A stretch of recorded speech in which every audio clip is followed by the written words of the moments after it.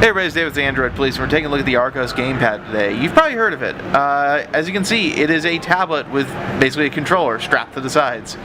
You've got your trigger buttons up here, you got the power and volume, you have your, looks like a mini HDMI, micro USB, headphone jack, and you've got your game sticks here, controls there.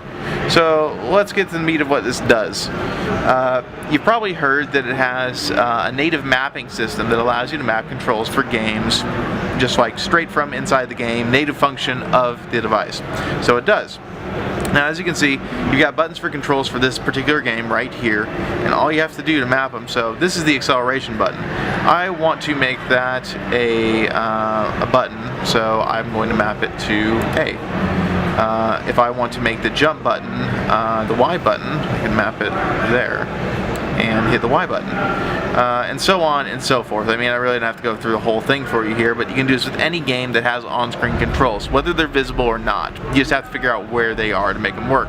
So if you have a directional pad that's on screen, you have to map each side of the D-pad to that D-pad on the screen.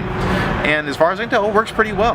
That's really the cool thing about this device. As far as the actual hardware goes, this thing costs about $170 once it comes out, and for FPSs, I'm not exactly in love with the control sticks. It's really hard to aim very well and to really feel like you're in control of the game. It's actually, honestly, for Dead Trigger, which we're playing right now, it's a little worse than using a touchscreen, unfortunately, at least in my experience.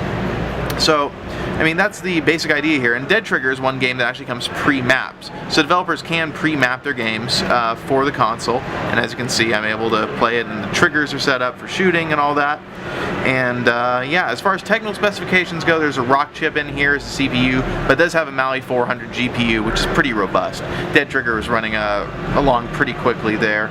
It is a 7-inch LCD panel, 1024 by 600, and again, for $170, you probably aren't going to expect, you know, cutting-edge technology here, but it seems to get the job done pretty well. That is the Archos Gamepad.